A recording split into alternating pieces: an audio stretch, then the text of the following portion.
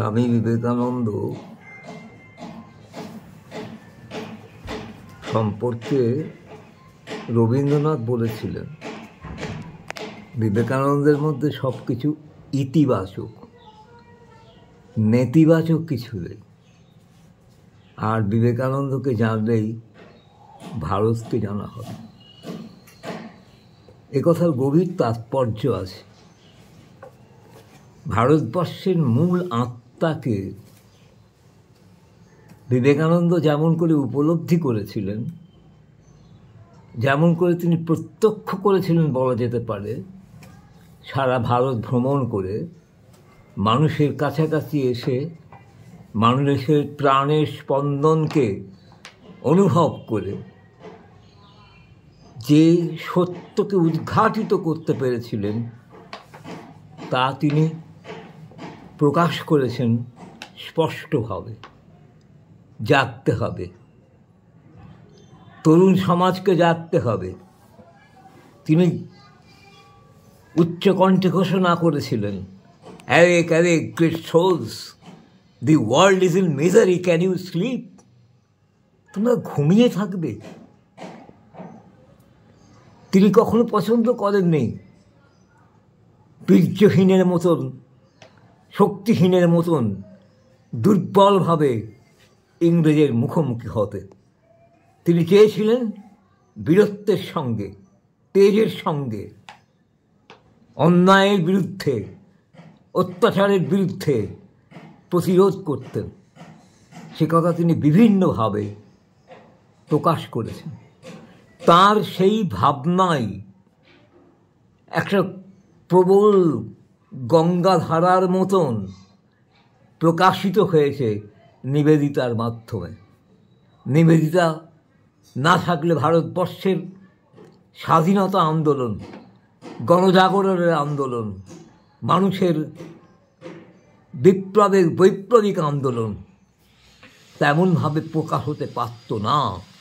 আমরা মনে করতে পারি বিবেকানন্দ সেই শক্তির মূল উৎস, ওই বৈপ্লবিক গঙ্গাধারার গঙ্গোত্রী মুখ বিবেকানন্দের আদর্শ।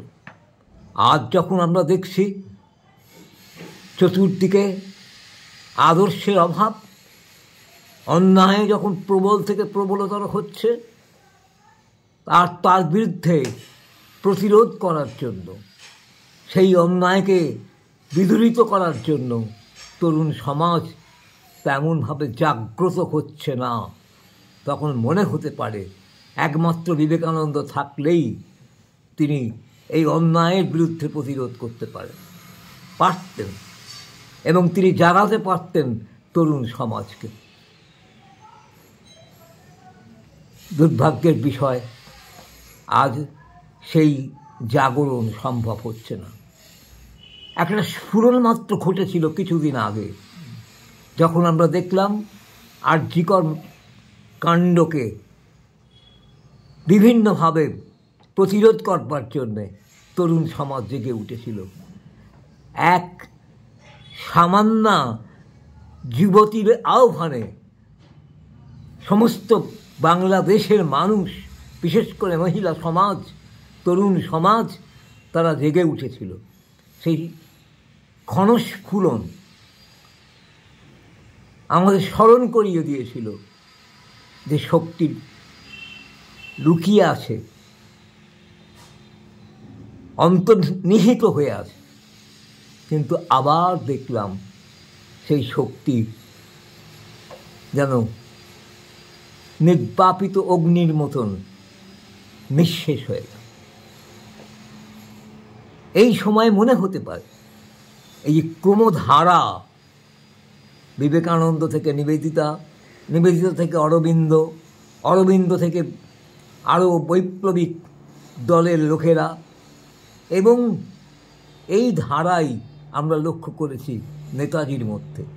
বিবেকানন্দের রচনাবলী তিনি পড়েছেন, সেই রচনাবলী পড়ে তিনি শক্তি অর্জন করেছেন, তিনি নিবেদিতার বাণীকে গ্রহণ করেছিলেন।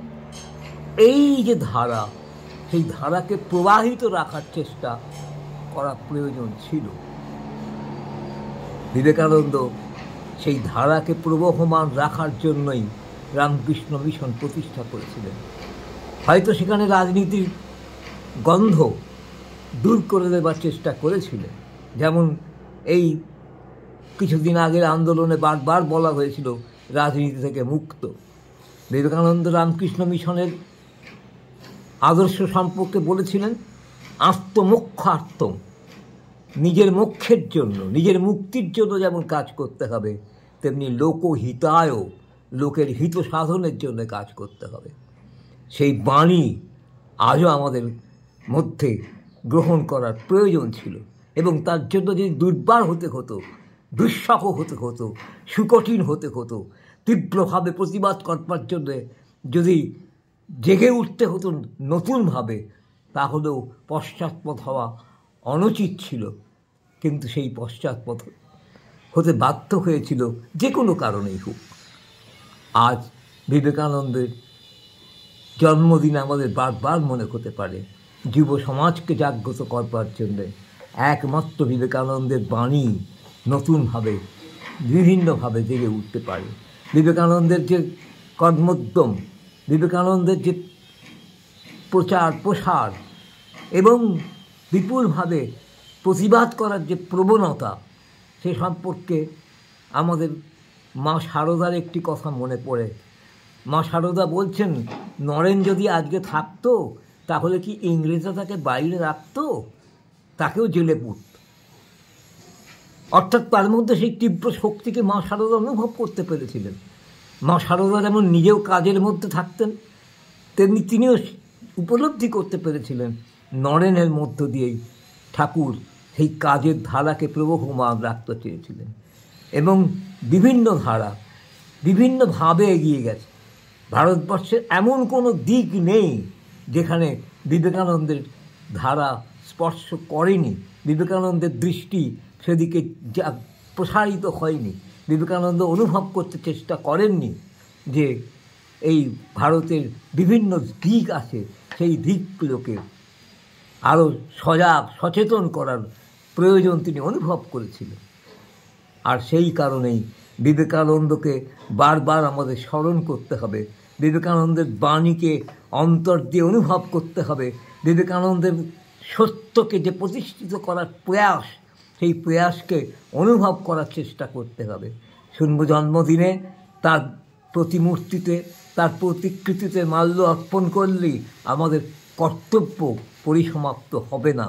আমাদের আদর্শকে মেনে চলতে হবে, সেই আদর্শকে অন্তরে গ্রহণ করতে হবে এবং তাকে প্রতিফলিত করবার জন্য সচেষ্ট হতে হবে জীবনের প্রতি অঙ্গনে, প্রতি ক্ষেত্রে। তবেই বিবেকানন্দের প্রতি যথার্থ সম্মান প্রদর্শন সম্ভব।